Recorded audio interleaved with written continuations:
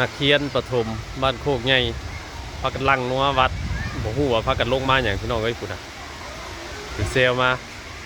คือบ่บอกล่วงหน้าเนาะว่าสิพากันมาเฮ็ดหยังไงแตกตื่นเลยโอ้เต็มอยู่เดินวัดหากเบิ่งแล้วก็คือพากันเก็บอันขี้เหงื่อเลยพี่น้องเอ้ยเดี๋ยวว่ามีกิจกรรมบ่เออครูเพิ่นพากันมาหาเลาะพานักเรียนมาเก็บขี้เหงื่อหรือว่าเก็บขยะอะไรไปทิ้งโอ้มี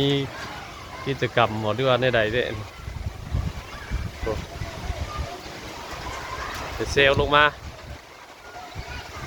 เพื่อนในใกล้วัดเนี่ยเห็นเซลลงมาเพิ่นพากันมายังไงสักโอ้ยลูกสาวเพิ่นลูกสาวคอยละว่านั่งน้ำขดายวัดนะพุ่นนะที่ไหนนะ ดีนะลูกสาวอะอันนี้ลูกเลยนี่มีกิจกรรมมาทำความสะอาดนำหมู่บ้านเลาะหมู่บ้านเนาะบนซุกคือสิแบบนี้แหละเลาะลงใต้ลงไปเลยบัดนี้เขามาเก็บอยู่วัดแล้วก็พากันลงไปเลยผู้ตามเส้นทางเลาะบ้านแล้วผมวันนี้เป็นวันพฤหัสเนาะพากันทำความสะอาดบ้านนี่ว่าจะไรปุ๊เด็กสวดมาลงขักกันดีกันนี่พี่นี่ไปใช้กันนี่นะนี่นะเพื่อนเมื่อเราจะโทรหาเราน้อยเก่งน้อยเนาะบริมีกูอยู่เพื่อนนะฮะปิดเพื่อนไว้ก็บริไกลเราพี่น้องเลยนะเพื่อนกันลงมาเด็กเพื่อนเนี่ยติดวัดติดกับเพลงติดกับกาแฟวัดเลยนี่เด็กทางนี้แหละทางน้อยๆนี่แหละเดี๋ยวน้อยเขาอบอุ่นใช่ไหมพาลูกสาวมาหาหน่อไม้มาเลยมาเบิดกระป๋าใหญ่เพื่อนบาดมือเลยฉีดรถเป็นลายเลยปะโอ้กินหมูเบิดดองนี่กะมีดผ่าด้วยเดี๋ยว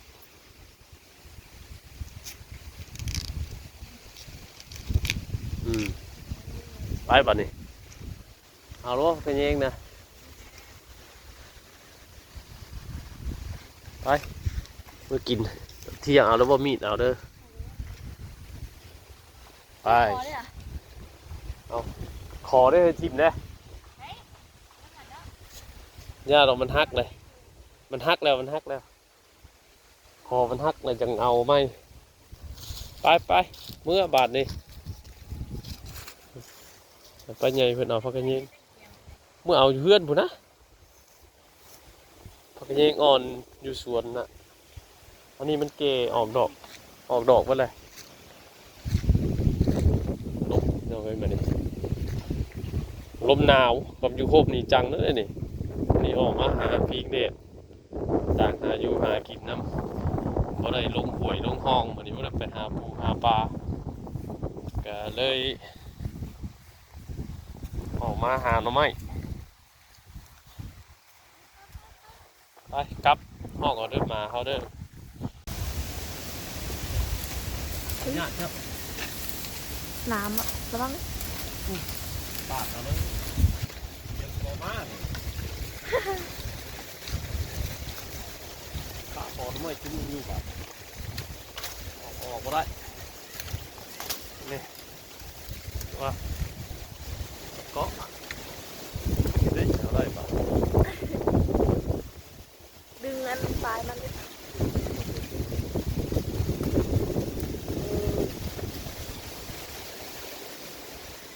เฮ้ยว้าเอ็ดเย้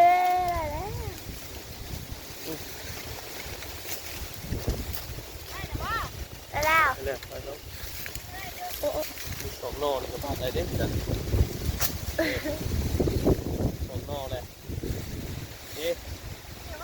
อันนี้เขาห้องต้นอย่างวะลำมันน่ะมันเราขมุกบ่หัวขมุกทำมันชุกแล้วนี่มันมีนกมีหนูมากิน เดี๋ยวมาเห็ดเหี้ยวใช่เห็ดเหี้ยวมาดักหนูดักนกให้มันสุกเบิดนี่ก่อนนี่อันนี้เป็นหัวขมุก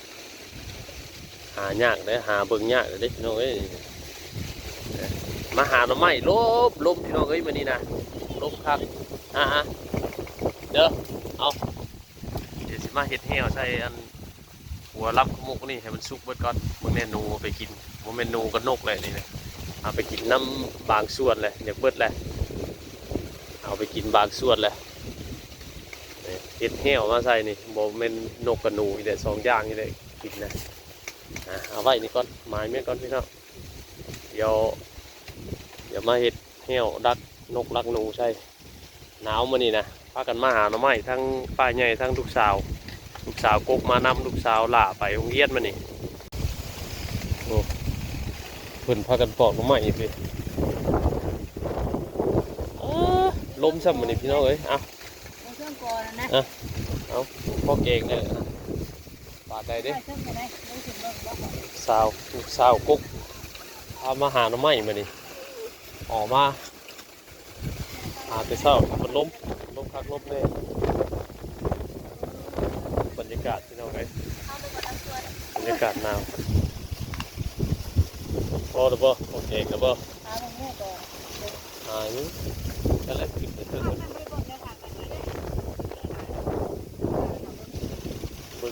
เอาแถวนี้กับพ่อเลยพ่อเก่งเนี่ยเป็นน้ำไม้ยามนี่เนาะไม่พอบ้านไม่ยามแรกน้ำไม้ยามแรก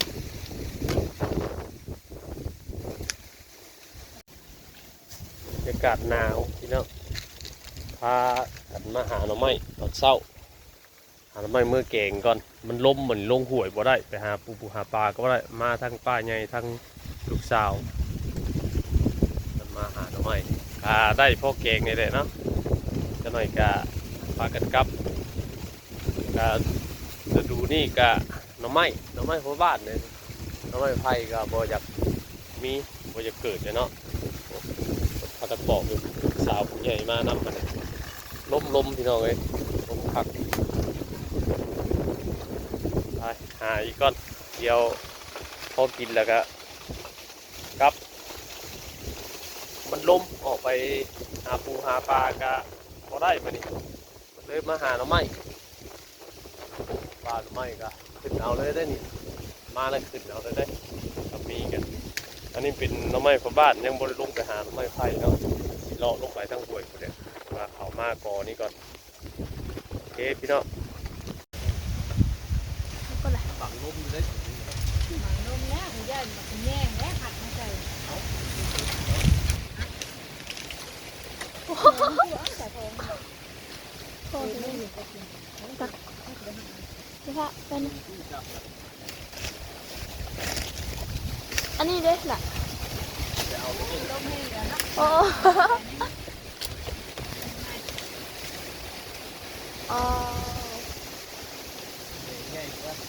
คอขึ้นแล้วเลยอ่ะอันไหนมันจะเบิ่งลำนี่เนี่ยยาวขึ้นไปเทิงพุ่นอยู่เทิงพุ่นปลาหมดแล้วนี่น้ำมันนี่แหละมันก็นั่นแหละว่าไว้ขึ้นอันนี้โอ้สายขึ้นดีแหละอุ้ยโอ้ไม่ต้องหักเอาลายได้เลยนะมันมีอยู่ค่ะเอาให้มือเห็ดว่าขลามนี่นะมองนี่นะตัวนี้จ้ะโอ้ยโอ้สัตว์ว่ะเกือบสักตาเกือบหัวใจเต้นออกไปเลยเอาละเอาลงมาพ่อเนี่ยเกือบลงมาเกือบที่นี่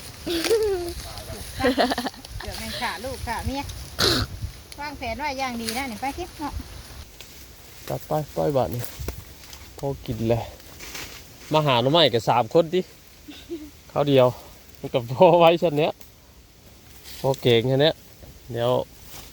เมื่อบอกเขาไอ้นี่มากินน้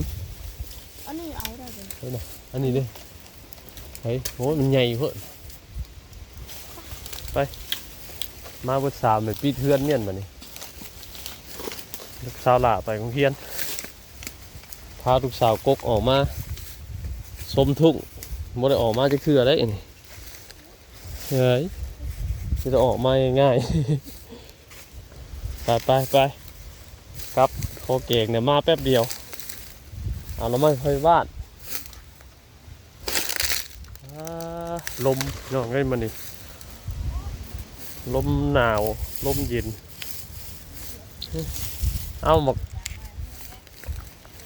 เผาแล้วนี่หมกเผาเลยมีน้ำมันจังนี่เดี๋ยวเก็บออกเผา จังมีอยู่มีเอาสัตว์กะ เก็บเอาเด้อนี่บริรักได้นี่จังแล้วเนี่ยอยู่หน้าได้ฮะเอามีน้ำอยู่ได้นักอยู่ได้เอาหนักอยู่สัตว์ด้วยเอาสัตว์จวดรถโอ้ยทางบดเองน้องเด้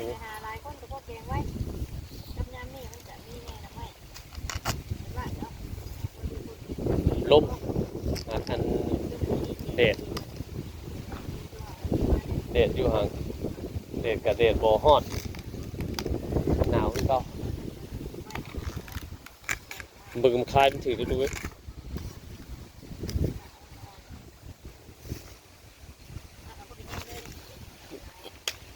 ผมยังแต่อึดนะ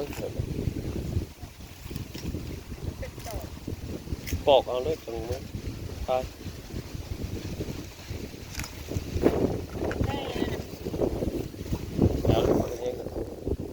ข้าวอะไรไหมหรือว่าพักเยงอ่อนน้ำเพื่อนหรือเปล่าจะปลูกเหรอพักเยงอ่อนน้ำมันลายในสวนอะไรปอกดีแล้วคลายไปถือลมครับเก็บเอาข้าวหน่วยหนึ่งมันหล่นเพราะดูว่าไหนๆเนาะต้นเพิ่นต้นผ้ากับต้นตาลอยู่ด้วยกัน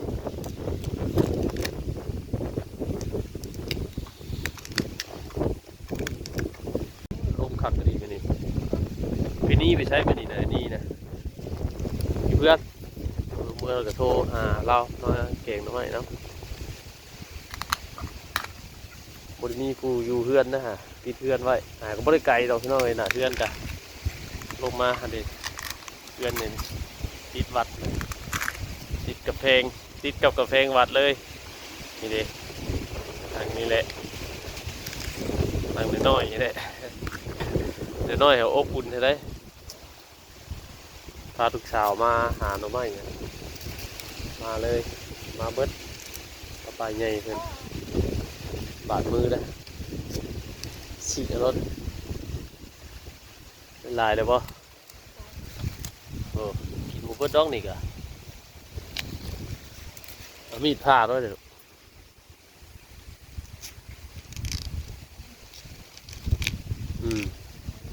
ไปบ่นี่เอาล้เป็นเองนะไปเมื่อกินเที่ยงเอาแล้วว่ามีดเอาเด้อ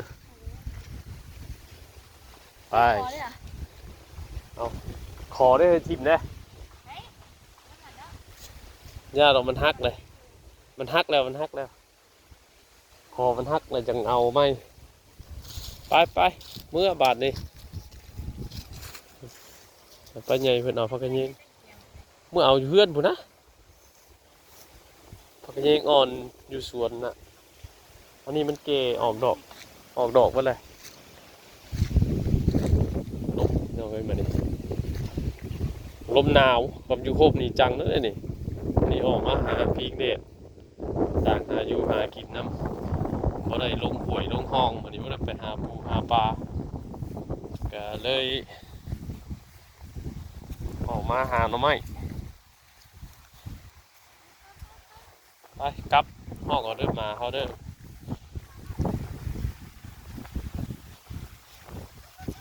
โอ้บรรยากาศไปกันลงไปว่ามีแนวบ้านเนาะวันนี้กับมือวาดนี่2-3 มื้อนี่แหละลมเพลงวันนี้นะเพลงมันนี่ลมเพลงแล้วก็มาอีกตอนเช้ามันเป็นใกล้สีฮอดปีใหม่แหละก็ฤดูเปลี่ยนฤดูสิเลยออกฤดูมันแรงเลยเนาะ หนาลมออกมาสิเด็ดหนาแห้งแล้ง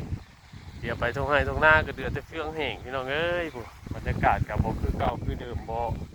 สดใสคือเก่าเลยเนาะบรรยากาศกันอยู่หากินตามฤดูกาลเดี๋ยวไปหาหน่อไม้มานี่ฟังเบิ่งตอนบ่ายๆพุ่นแหละบางเทื่อเราอาจจะออกไปหาแกงเบ็ดแถวใกล้ๆนี่เพราะว่าร้านนี่ก็ไม่ได้ออกไปเนาะนี่จะออกไปมันก็ลมแน่แต่ว่าเขาลงห้วยแล้วก็บังอยู่ดอกลงห้วยแล้วก็บ่ค่อยมีลมปานใด